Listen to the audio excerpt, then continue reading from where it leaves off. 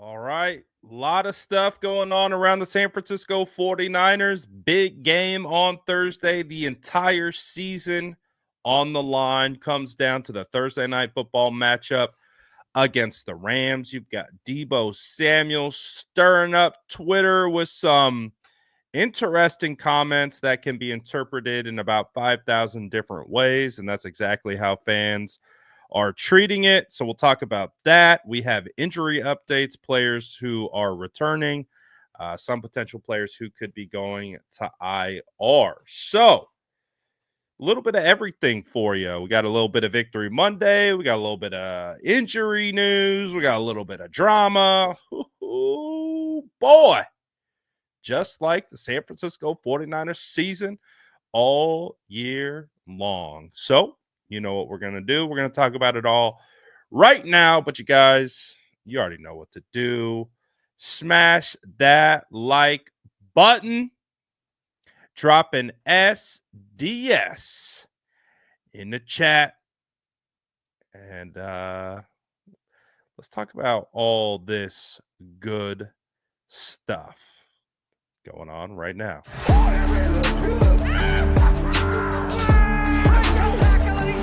Smash that like button if you haven't already. Love to see it.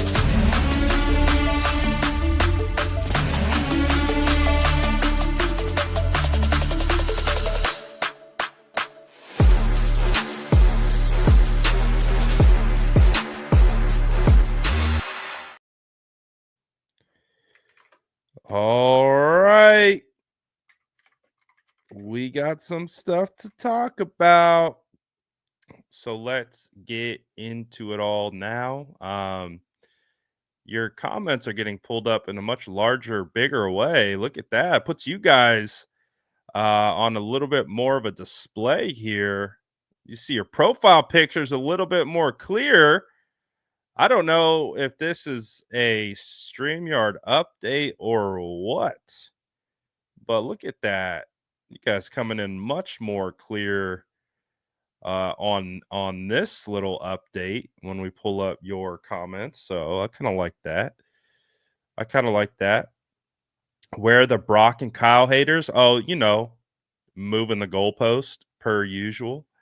That's typically all that ever happens is when when things that are indisputable happen, they just move the goalpost again. And then when it fits their narrative, they move it back. And then when it doesn't fit their narrative, they move it back. And then they just move it back and forth. And they just move the goalpost. That's why they're unserious. If you have a take, stand on it. It's that simple. Don't move the goalpost. Say what you mean. Say it with your chest. Don't move the goalpost. Say it with your chest and stand on it. But that's impossible. Speaking of haters, JM's here. I'm just kidding. I'm just kidding. I challenged JM in the comments that after a 49ers win, he can only make optimistic comments. Because hey, I get it.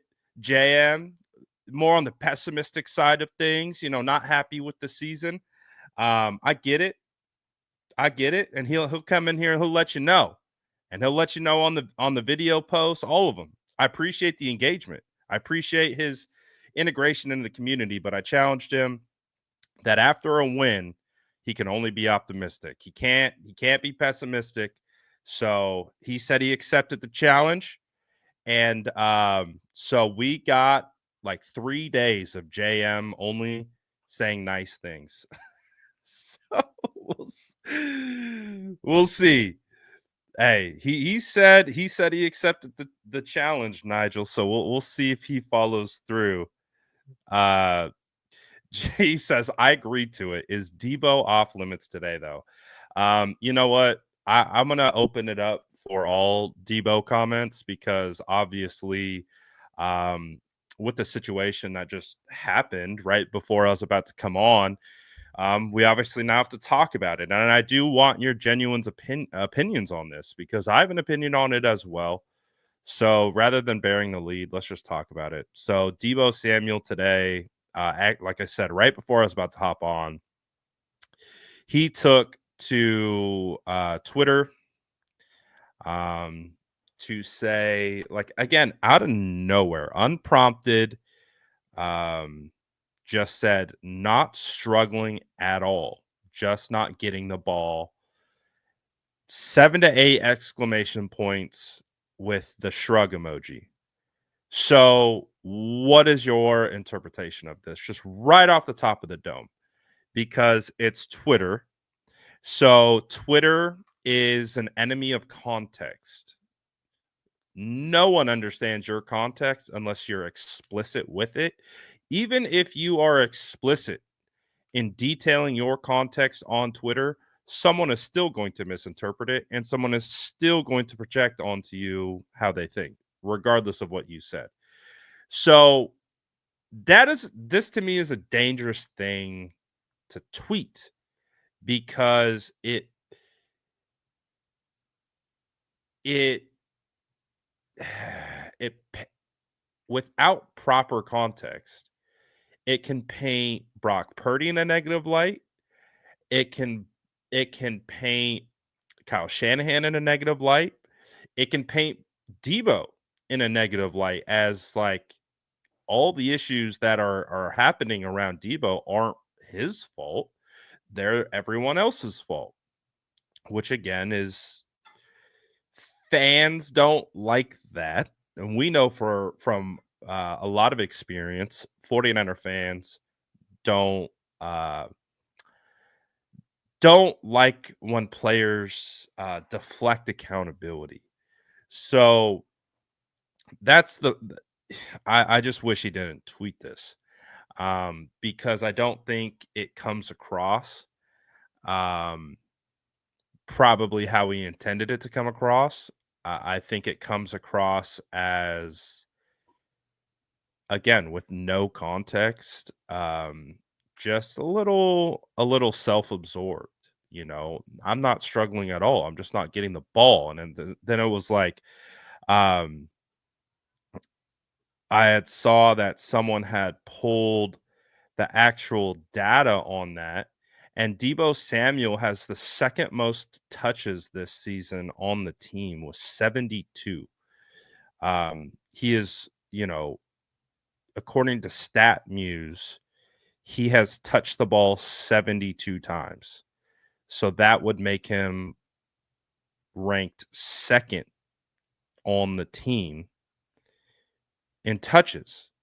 So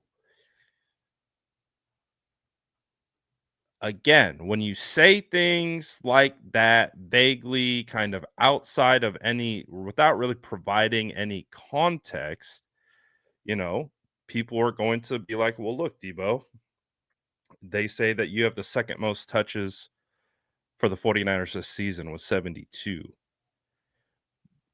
but you're saying you're not getting the ball enough.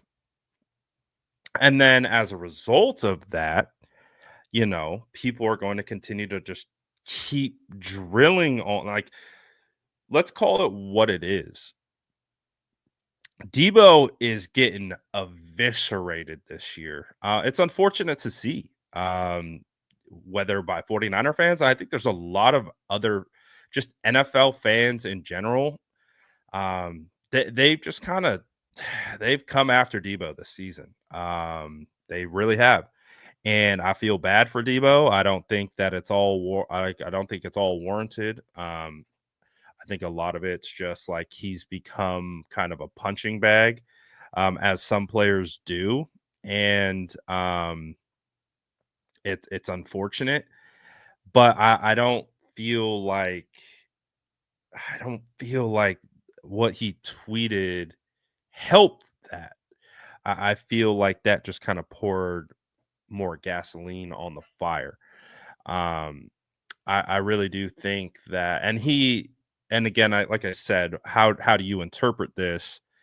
Is because he then had to put out a clarifying tweet, basically saying that he's not calling out his teammates, which again is effectively he's not calling out Brock because shock, like, spoiler alert, Brock Purdy is the one who's responsible for getting Deebo the ball.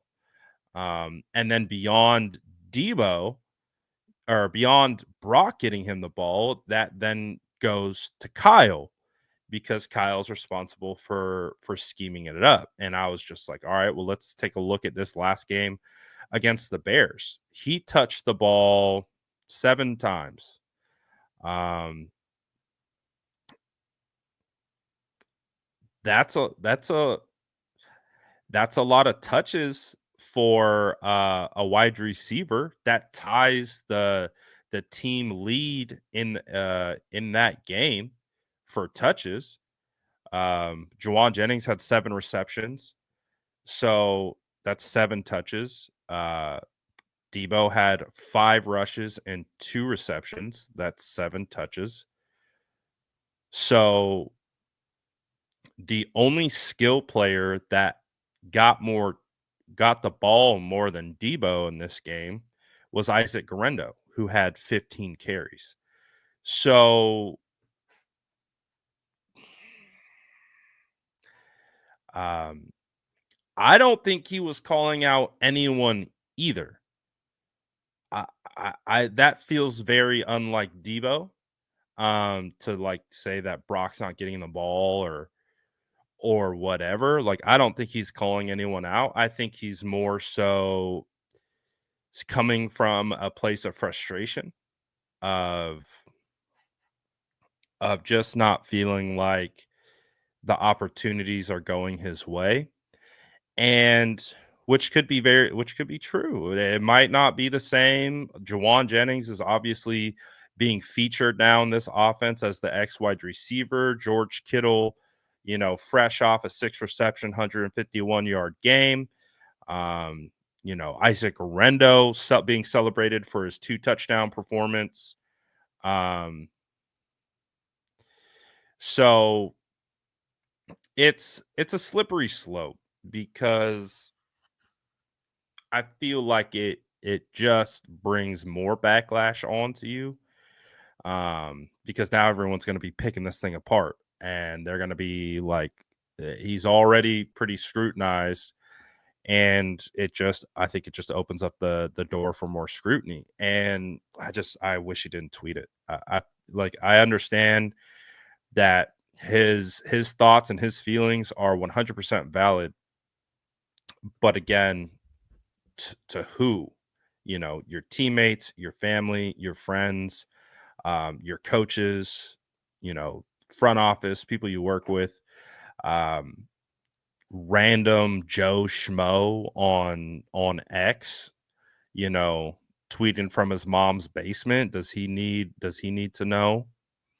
Like, the I don't know. I wish he kept that one in the holster. Um, I didn't think he needed to tweet that, because it comes to me, it comes back negatively on him. There's not a lot of positives that I think can come from that, because again, it sounds like he's either deflecting, like, why he might not be having a good year, onto someone else, or another reason, or he's throwing maybe potentially a teammate under the bus for not getting him the ball. Um, it's weird. And to, like, Mike's point in the chat, he's saying timing is also weird after a win. Yeah, the timing is weird. It comes across as self-absorbed. It comes across as me, which again, I get it. Like, you as a wide receiver, you're dependent on other positions to be able to do your job. That's a hard spot to be in. You know, offensive line is the only position group where you're, back to, like, the famous Jim Harbaugh quote. Offensive line is the only position group on the field that's not dependent on anyone else to do their job, you know.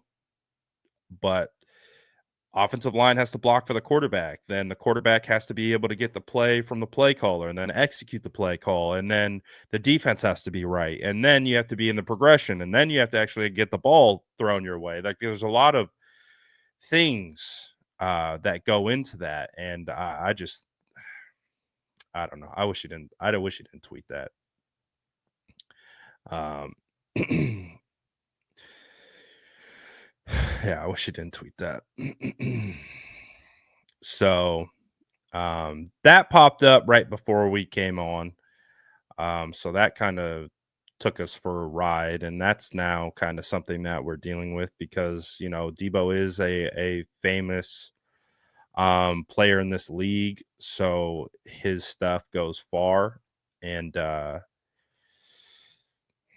it's tough, man. It'll be interesting because too, like I watched the press conference of him in the locker room, and he looks dejected, man. Like he looks like he's going through it. Like he looks like his posts on social media, on his Instagram, match that. Like he seems like he's having a moment of like just really trying to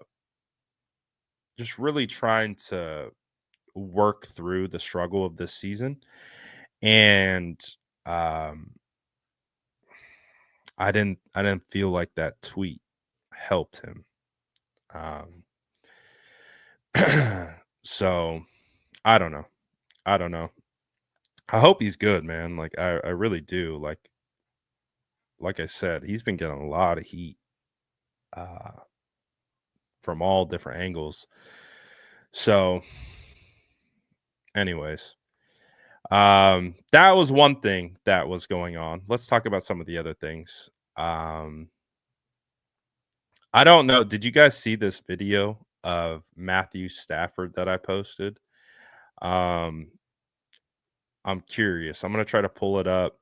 Hopefully, the audio works. We're always hit or miss with our audio here on the channel. So let's try. Oh, hey, that's me.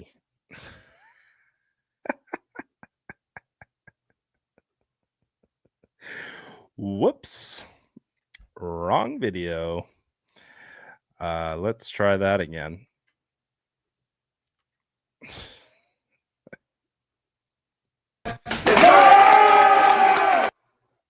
All right, you guys, do you hear that?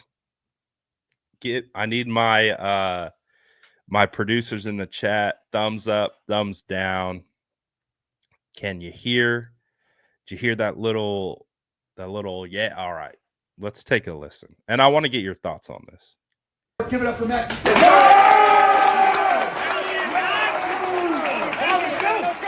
go. Hey, got a quick turnaround, man. Let's go beat the Niners, huh? Let's go. Rams on 3. 1, 2, 3. Give it up for Matt. Now, does he say anything here that's really like a shot or anything crazy at the 49ers? No, I don't think so. I don't. But I would be lying to you if I said it didn't kind of like get me fired up. You know, let's go F and beat the Niners. Of course, that's the entire goal, right? But I don't know, something about hearing it just fired me up. It got me pumped up. I don't think there's anything, again, I don't think this is like they're taking a shot, they're disrespect. I don't think any of that. I think, but it got me hyped. It got me like, oh yeah, it reminded me, yeah, it's Rams week, baby. It's time. That hey, we don't like the Rams. Rams don't like us. I mean, we do like the Rams for building us a vacation home, Levi South. We do appreciate that. But outside of that, I think when you hear a rival kind of say it, it kind of just hits different. You know what I mean? Like it hit different for me. And I was just like, oh yeah, I'm ready. Like I could play right now. Put me in, coach. Like I want to go play the Rams. Because we know what it is, man. The season's on the line this week. It all comes down to this matchup against the Rams, against a hot, you know, firing on all cylinders, just went toe to toe with, the Bills, beat them. And now on a short week, travel up to Levi's, and they have a chance to put the 49ers, in an early grave. And this is a huge game, man, because like we've been talking about it all year. Like playoffs, like yeah, playoffs. We haven't been thinking about playoffs for a long time. But at the end of the day, it all comes down to, are you still mathematically in it or are you mathematically eliminated? That is always going to be like, we can feel how we want to feel about how the season has gone, but if they're still mathematically in it, there's a chance, right? So you're saying there's a chance.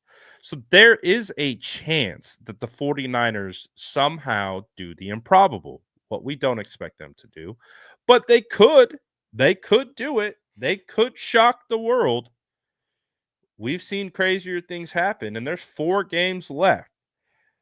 The 49ers for the first time all season look like the 49ers. It took until week 14 for us to look at the San Francisco 49ers for 60 minutes and be like, "Oh, that's what 49ers football looked like. I forgot. It's been a while." We got complimentary football. We got, guys making plays. We got rhythm on offense. Defense making plays. Special teams not making any insane, crazy errors. Like, just being, we saw what the San Francisco 49ers could look like for once. And that's all we had been screaming from the rooftops for all season, is just stop beating yourself and go out and play football. Well, they did that. They went out and they played football and they took it to the Bears. And, I was a little worried about the Bears because I thought the Bears would have a little bit of emotional lift with kind of Eberflus being out. Sometimes we see that when they're kind of in a funk with a coach, and they break free of that, and then they're like, all right, let's go. I thought they were gonna potentially, coming in with a top 10 defense, and I thought they could potentially make it a game. And the 49ers said, nope, not today, pal. And they crushed them early. And my favorite thing about them is they put them away. In the second half, they didn't come out on fire. They didn't come out firing on all cylinders. It was kind of like a rough little, like, oh, it's not how I wanted to start the second half. I thought they started the second half super flat. But one of the things with this team is finish these games. And they did that. They finished this game. And that was nice to see. And they played good ball. And so now they have a chance to, on a short week, take that energy and they can flip it into this Rams game. And remember, division games are always different. And the 49ers, we'll get into the injury updates, but man, if you're talking about getting Dre Greenlaw back, Nick Bosa back, Trent Williams back, and your season's on the line, and the Rams are the ones who are trying to put you down and trying to put you away. This game has got a lot of drama to it. This game is a playoff game for the 49ers. Like we talk about playoffs. This is a playoff game. This is they have to win this in order to really keep their season above water. Now, again, them winning doesn't guarantee that they are going to get into the playoffs, but it gives them a better opportunity to. It keeps them alive. It keeps them fighting. So this is a big game. It really means a lot. So this is a playoff game right here against the Rams. This is the season on, like, this is it. They lose, pack it up. Draft season's here. Like, for real. Like, we've talked about it like it's hanging around the corner, but if they don't beat the Rams, like, might as well chalk it up, pack it in. So, big one coming up here against the Rams for sure. But let's talk about some of the updates in regards to who we think could potentially be out there for us against the Rams. Isaac Guerendo, I know he's been banged up with the foot injury. It does not appear serious. It does seem like the 49ers will keep him out of practice this week just to keep him off his feet. But he will be evaluated and reevaluated before the game on Thursday. I think he has a chance at playing. So I would imagine that Guerendo will be up for this one. When he was asked about not re-entering the game, he said it was precautionary, and he says he feels great, and that was directly after the game. So I'm of the belief that I do think Isaac Guerendo will be healthy enough to play, and I'm looking forward to it because Isaac has looked fantastic. The more and more reps he gets, the better he looks, and I've been really happy watching him. He's been playing really well, and of course, barring any setbacks this week in practice, Dre Greenlaw will make his 2024 season debut in what I'm calling as a playoff game.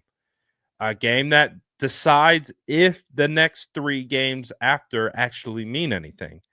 So, man, you get a guy back on the field like Dre Greenlaw, who's just been waiting and waiting and working and waiting and working and just going through all those emotions to be able to finally be back out there in a game that everything's on the line.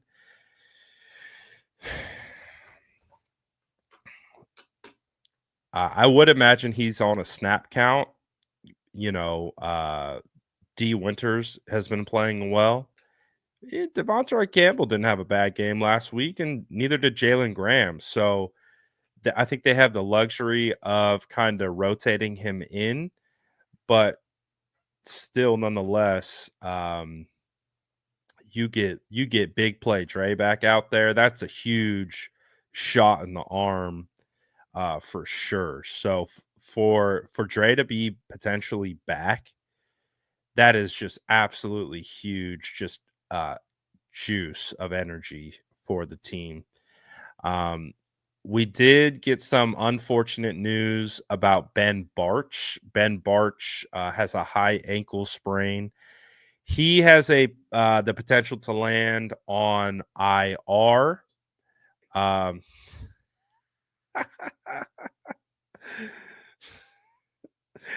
nice profile pic.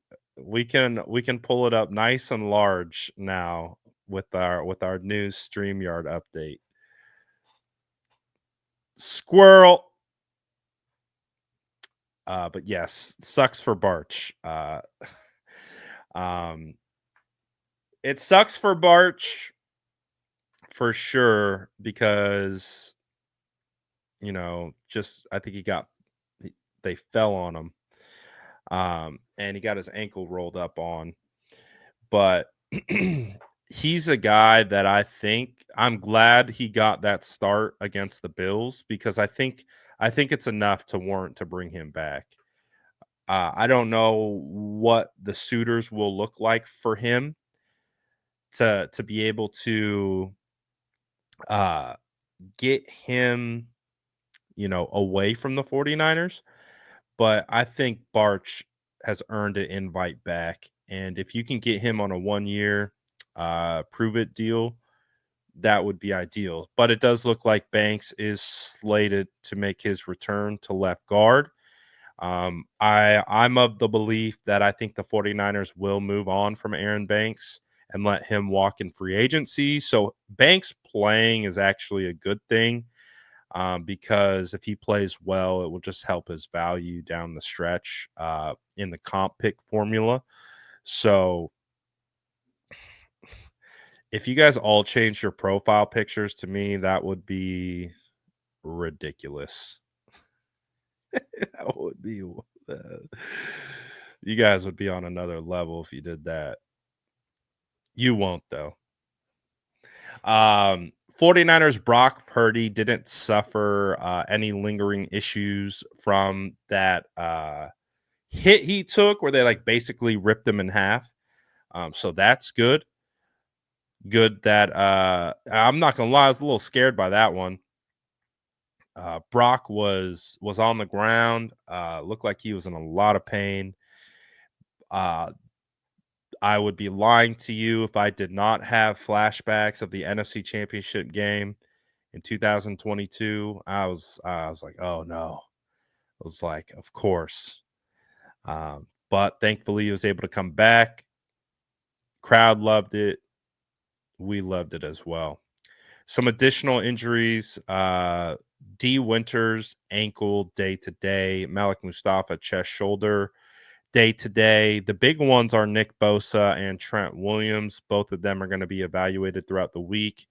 Demetrius Flanagan-Fowles, day to day. So, I mean, could you imagine being able to get D Winters, or not D Winters, being able to get Dre Greenlaw, being able to get Trent Williams and Nick Bosa back into the lineup this Thursday? That would be such a huge, huge boost for this team. And shout out to the 49ers defensive line. They really were flying all over the field. Yetur Gross-Matos coming away with 3 sacks, Leonard Floyd with 2, Malik Collins with 1. They were having they were balling. And so you throw Bosa into that mix, you throw Dre Greenlaw into that mix. We've already seen how just amazingly helpful it is to have a player like Talanoa Hufanga, like a veteran presence in the safety spot, just because he's the quarterback of the back end of the defense. And again, I was watching him throughout the game, and I just remember this one play. I was just watching him like in the huddle, and then they break the huddle, and then the cornerbacks are just they're not going to their spot. They're just kind of staring at Huff, and then Huff says something to Charvarius, says something to the other cornerback, and then the other cornerbacks break off. So they were just waiting for him to tell them what they had to say, and that's huge, man, because he's giving them looks, telling them something that they should do, and they listen to him. And I think that's hard to do when you don't have experienced players back there. Oh, we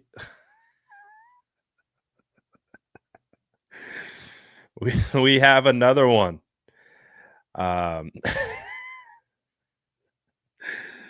Michael Jenks has now, he said, challenge accepted, Gingerbeard. All right, so we got 2 in the chat so far changing the profile picture. Oh my gosh. You guys are wild. That's hilarious. That's pretty funny.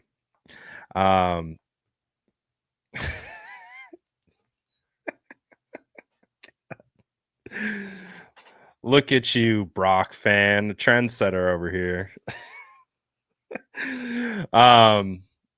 But yeah, so I would say overall pretty good updates Obviously, bummer for Ben Barch, but overall, pretty solid updates nonetheless in regards to injuries and all of that stuff moving forward. So,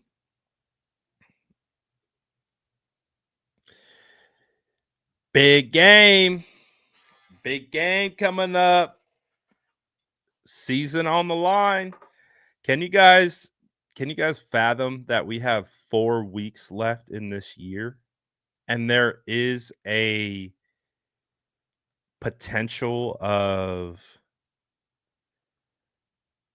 you know, not making the playoffs and not having a deep run in the playoffs? Hendrick says, "Does Deebo get benched on Thursday?"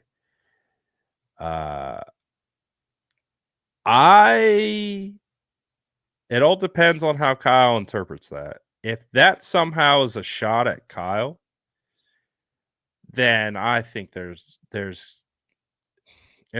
all depends on how Kyle interpreted it. I mean, Deebo came out and said he's not calling out his teammates. So who else is responsible for getting you the ball? Um, so does he get benched? I would say no, he doesn't get benched because we kind of need Deebo to show up. Deebo typically plays really well against the Rams. We need that guy. We need like pissed off Deebo. We need Deebo with something to prove Deebo. Like we need that guy. We need that guy. So I don't know if he gets benched, but they might have a conversation about it. Uh but I'm just I would love the context to what he's talking about on that tweet. Um Agent E says, Brad, that dude Gross Matos is a problem. Hey, when I was watching his film when we had signed him, I didn't like it initially because he didn't fit the archetype of edge that I was specifically looking for. But when I kind of got out of that thought process and just kind of watched him, I I became very excited about YGM uh, and the potential that he had because he is an inside out guy. He can play, he can rush the passer from the interior, he can rush the passer from the outside, he can play base down edge, he's versatile. So he can do a bunch of different things. And to be able to finally see some of that come to fruition, getting the 3 sacks. My favorite sack, I think, was that last one because you could see that the tackle was still in between uh Yetur and Caleb. And I'm watching them and I can see that Yetur's getting real close. And then all of a sudden, like I had the perfect view of it. I just see this arm come around and just grab Caleb, and Caleb like was like, oh, he looked like a little kid getting snatched up by their dad, is doing something they're not supposed to, and their dad just get out, get over here, and just snatched him and just refused to let him go. And I was like, that was hilarious sack. It just struck me um in a way because again he was kind of like locked up on the tackle, so he just reached around the tackle and he just snatched Caleb, and Caleb just was like kind of crumbled. He's like, oh no. He's like, don't hurt me. I was like, there we go. Yetur. I like Yetur, man. I was YGM Hive. When I was credentialed at training camp, I got one question to Nick Bosa, and I asked him about Yetur. So yeah, I'm a big Yetur guy. I like Yetur. I think he has a lot of potential. This year he's been derailed uh, through injuries, you know, um, but we're starting to see the potential. We're starting to see the potential for sure. So yeah, I'm a fan of Yetur. Yeah, they were cooking. They were cooking yesterday.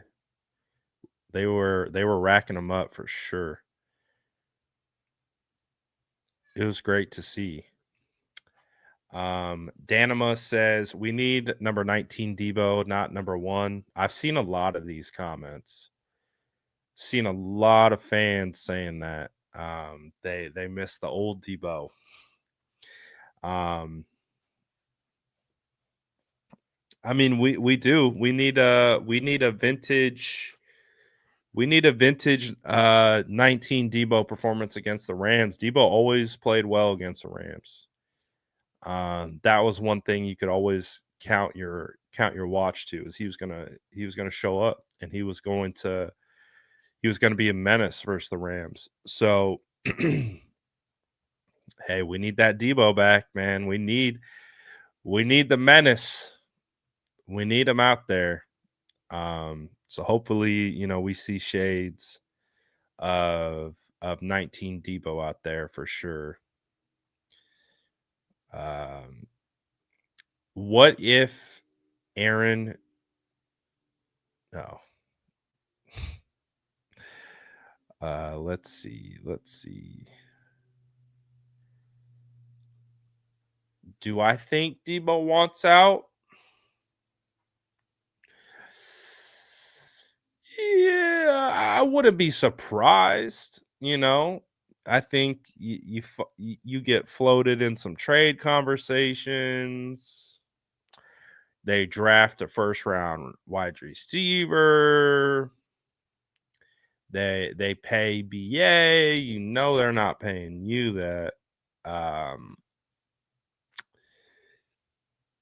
don't know. He could, but even if he did,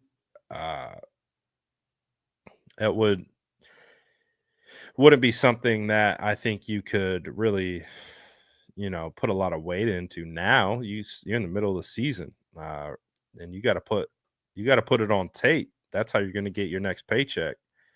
When are we doing mock drafts? When is draft season, baby? It's not draft season yet. We're not in draft season just yet.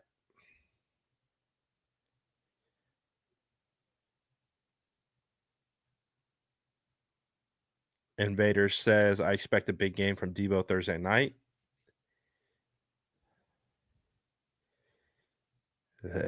Now's the time. Oh, dang. It's bad when you're being compared to Crabtree. For sure. I wasn't a big fan of Crabtree.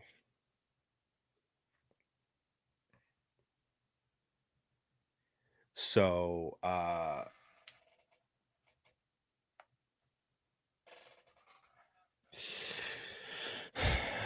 Senior Bowl, potentially.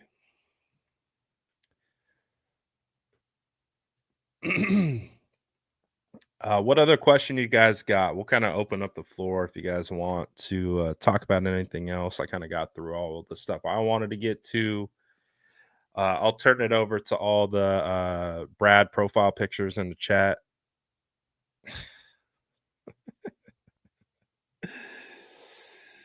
You take JJ over Crab? I think anyone would take JJ over Krabs. Dude, Krabs to me, like, I don't like him. I really don't. And then when he became a Raider, my disdain for him went even higher. He became one of the players I liked the least in the league at that point. When Aqib Talib snatched his chain twice, I was team Aqib Talib. I not a fan of Crabtree, man. Oh, I saw you said you used TickPick to buy your Peach Bowl tickets. Love to hear that. Um, where Peach Bowl's in Georgia, right? Has to be. I'm looking around. I might pop up at a bowl game here or there. I'm looking. I'm trying to look and see which ones make sense. Peach Bowl is Arizona State versus the winner of Texas and Clemson. Um, in Atlanta. Probably won't make that one, but I don't know. I'm looking. I'm potentially thinking about going to one of these first rounds of the playoff just to see what it's like. But we'll see. That would be fun though.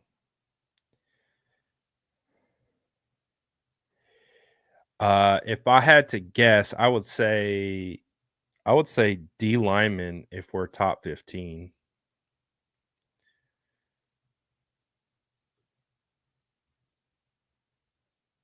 And there would have to be the right offensive lineman there for them to make that pick in the top 15. But I think they really want to rebuild their D line. And I think they should. And that's why my final mock draft of last draft season had a DN and D tackle. It wasn't a sexy mock, but I really felt that their defensive line was too thin after free agency. I felt like they needed to add more talent. I thought they needed more depth, and that couldn't have become more true and more evident than ever this season. Um, so I would assume if they get a top 15 pick, they're going D line. Where would I rank Purdy out of all current quarterbacks? Uh, uh,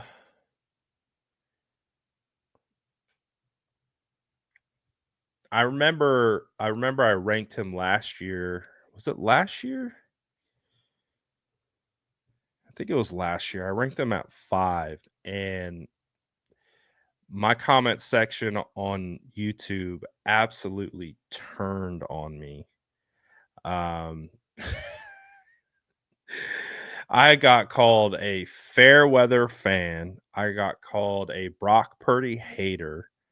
Um, it was the first time I'd ever had the Brock Purdy, I guess, stands come at my neck. I ranked him 5, and they called me an idiot. They killed me, dude. I couldn't believe it. They said they questioned my fandom. They said you're not a 49er fan. Like, how is he not number 2? How is he not number 1? Oh my, I couldn't believe it. I was like, guys, I'll put him at 5.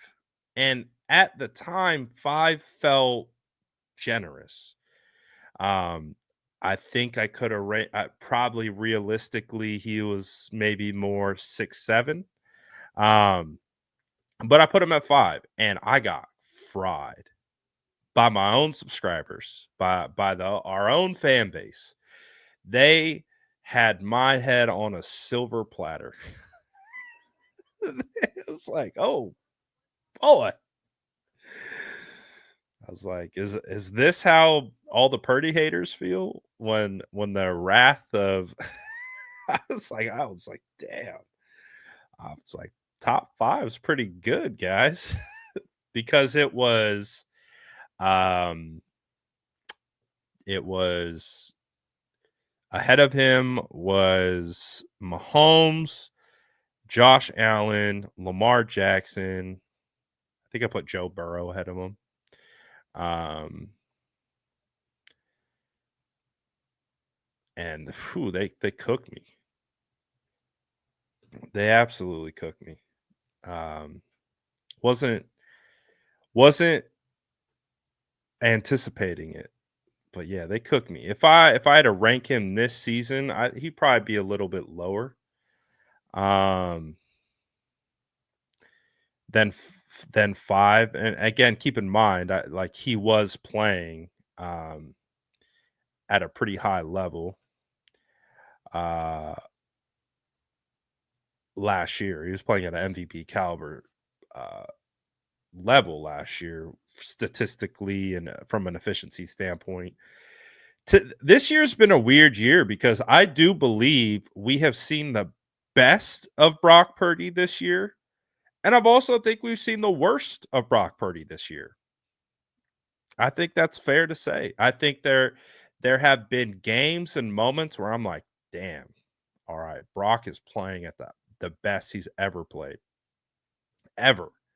And then there's been moments where I'm like, that might been one of the worst games I ever seen Brock play." So, but that kind of goes hand in hand with this season, and I don't think all things are solely contributions to him. I think he has contributed to some and others not so much. So it's been a weird year for sure for the 49ers offense, but he has played, in my opinion, some of his best ball this year. He has played like when he has been in rhythm, uh, not only within the offense, but outside of structure.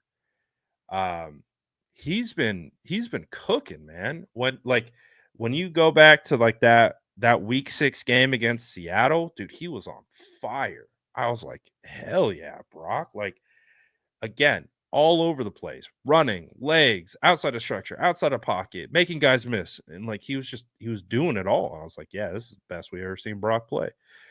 But then you go to week 7 against the Chiefs, and you're like, that's the worst I've ever seen Brock play. So it's definitely been a hot and cold year for Brock. Um, but again, that's why if you're a goalpost mover, you have a really hard time. Like, because some of the his biggest critics were singing his praises after those games. When you have a roller coaster season and you just extreme take to the next without just understanding that you can just let things play out and evaluate through a body of work so that you can actually land on the most accurate take. But unfortunately, that doesn't happen fast enough.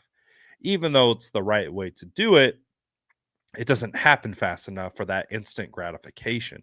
So some people, if it's a down game, like I think of Colin Cowherd, like they were talking about Brock, like super high and then super low, and then super high and then super low, with how each game went, because they were in that rhythm of playing really well and then really bad and then really well and then really bad. And it was just funny watching the talking heads, like, oh, Brock Purdy is one of the worst quarterbacks in the league this year, and then he goes out and plays phenomenally. Oh, Brock Purdy looks like a top 5 quarterback. You're just like, dude, you just said last week he looked like that. You thought he was one of the worst quarterbacks in the league. What happened? Now he's top 5 in 1 week?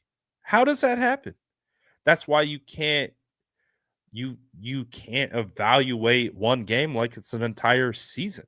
I always say it's body of work. Football's a body of work. You want to evaluate properly, body of work.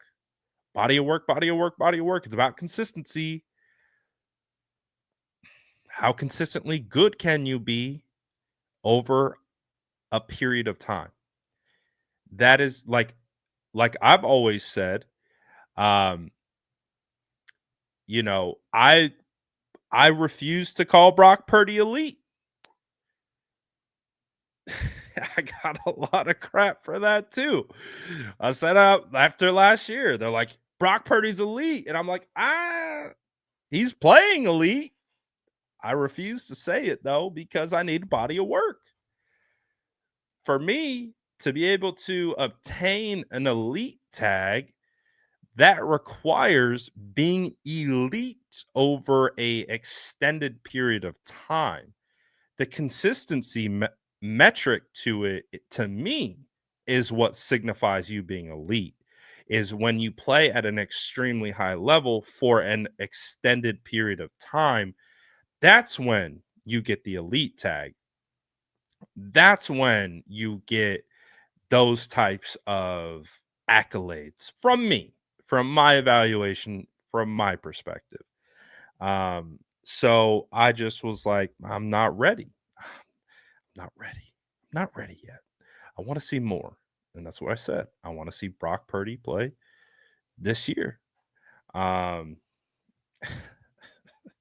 So, it's just how I roll. I like information to be able to understand those types of different classifications. So to each their own, though, right? Everyone has their own way. My way of evaluation is not the same as the next person's. That's why football is an amazing sport, is because we can all watch the same game and we can all walk away with different opinions and takes and evaluations. That's why evaluations are individual to the person who's doing the evaluation, right? That's why people get paid a lot of money to evaluate at a high level, because it's not easy. And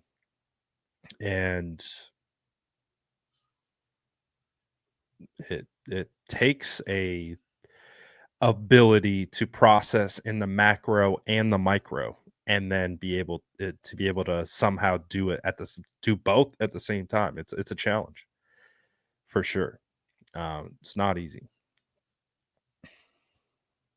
I just have happened to be around football my entire life, so it feels like it comes naturally to me. Like, it doesn't feel like I have to try. It just feels like uh feels normal, the way that I evaluate, because it's just how I I don't know, it's just how it was when I was around football. Forrester is a guy that I would love to sit in a meeting room and throw on some film and just pick his brain. Just, what do you see here? What do you see this? Or just have him critique my eyes. I would love that. I would love or like even vice versa, for him to like throw up some clips and then be like, break it down, and then break it down, and then have him critique my breakdown, to be like, okay, you saw most of it, but this, you got to keep an eye on. You missed this element of this play and this block and this technique. That to me would be fantastic, to just, because he's a wealth of knowledge. He knows how to talk. Like, he just talks, and he talks fast, and I kind of vibe off it. Like, I would love that. He would be, and he's got the stories to match all of that. For sure. Yes, he likes Brendel. He's a big Brendel guy, for sure. He's a big Brendel guy.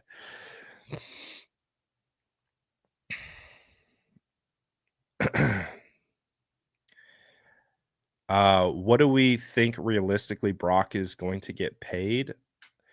I have the same answer for every time. I think I think everyone believes that there's some variable amount that he can make more or less. And I think it's really important to recognize that the market is going to dictate what Brock Purdy gets paid more than Brock Purdy does, if that makes sense. Um, what they're going to do and what his agent is going to do is they're going to sit down in a room and they're going to take his resume and they are going to compare it to other quarterbacks and what they're paid. So they're going to take his resume and they're going to throw it up against Dak's. Who do you think has the better resume, Brock Purdy or Dak? What is Dak getting paid? That's the market. They're going to take his resume over these last couple of years. They're going to throw it up against quarterbacks like Kirk Cousins. You say, whose resume is better, Kirk's or Brock's? And it's going to be Brock's. So they're just that's all the like really like rudimentary, fundamentally like just super easy way to think about it. Not necessarily saying that's what they're doing, but just for us to easily quantify it, they're just comparing resumes and then what those guys are getting paid. And then that is going to set the market for Brock. He's not coming in here with like, I'm going to I want 80 million because he wants 80 million. No, they're going to be coming in and they're going to look at the landscape of the NFL and the market is going to dictate the price, just like with Brandon Ayuk. Brandon Ayuk didn't come in asking for 30. He came in asking for significantly less. The reason why he got 30 is because the market exploded. So it's the same concept. That wasn't the original ask. It was far less. But due to time and circumstance, market explodes, and that's what drives the price. So I think everyone just thinks that like there's some like it really is going to come down to what the market dictates. What is the going rate for a top 5, top 10 quarterback in the NFL?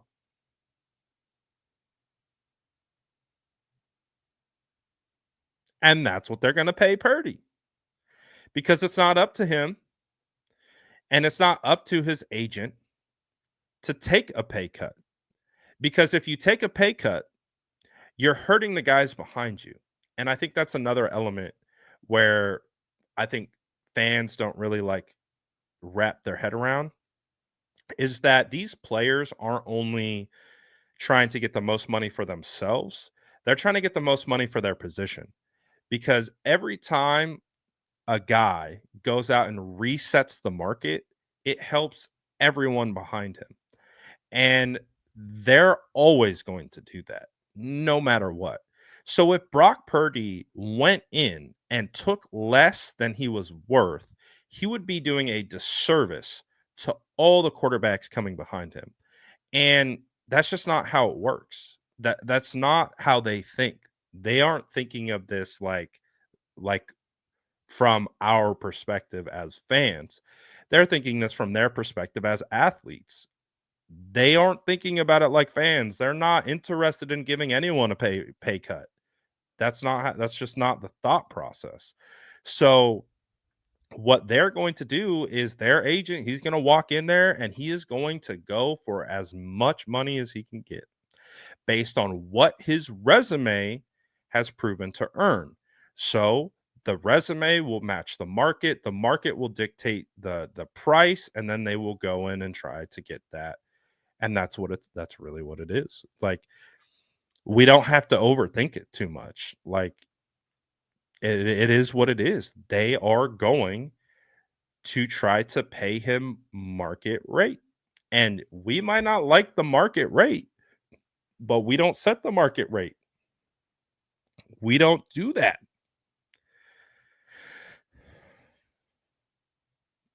It's not up to us. It's not up to the GM. It's not up to Brock. It's not up to the 49ers. The market is the market. So I feel like that would help kind of just let it play out, and we'll see what it is. Like, if you think he's signing for 40 mil, that would be a disservice not only to him but to the rest of the quarterbacks in the league. It just won't happen. So you don't look at like Brock and be like, well, he's not Josh Allen, so we can't pay him like Josh Allen. That's not how they look at it. They look at it as like, well, how many games has he won? What type of stats has he been putting up? And how does that compare to all these other guys who are getting paid? Oh, he's at the top of the list of all of these guys getting paid high level contracts. Oh, he's won more games than Dak Prescott. Nay, he's eliminated Dak Prescott from the playoffs multiple times. So I think Dak is the target.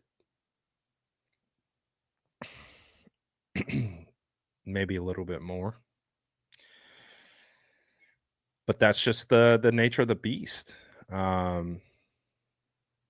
the nature of the NFL. Boxing Fan says, pay him, but load up the trenches. No more hero ball. I'm down with that. Just keep, I mean, I say it all the time. Just keep investing draft capital into your offensive lineman until you have elite offensive line. You know, just keep stacking O linemen till you have O linemen coming out of your ears, but you feel like you have the best 5 possible. Like, give Brock the opportunity to just sit in the pocket and chill a little bit. And if you can do that with young talent, and you can be able to build that O-line through the draft with guys like Dominic Pooney, then you're in a good spot.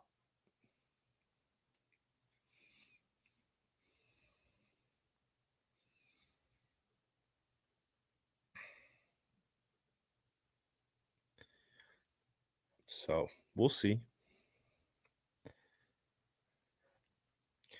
The Eagles paid Hurts and they look just fine. They also paid A.J. Brown. They also paid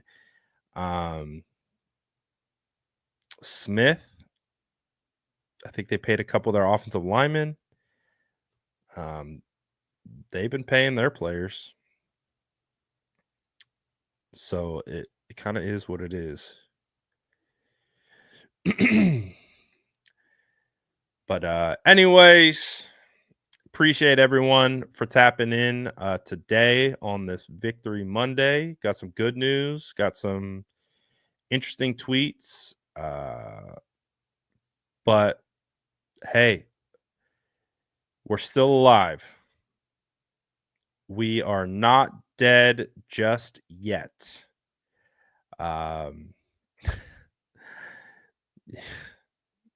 We'll see if we can be able to stay alive one more week and see how it goes. So appreciate everyone as always for tapping in.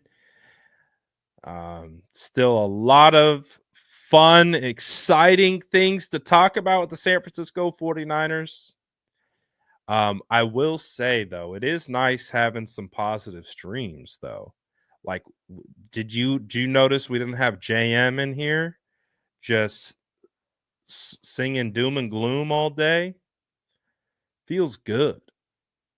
I like it. I like having some positive streams here every once in a while.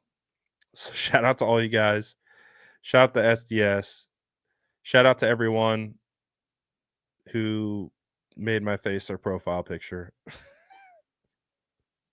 Y'all crazy. I'm out.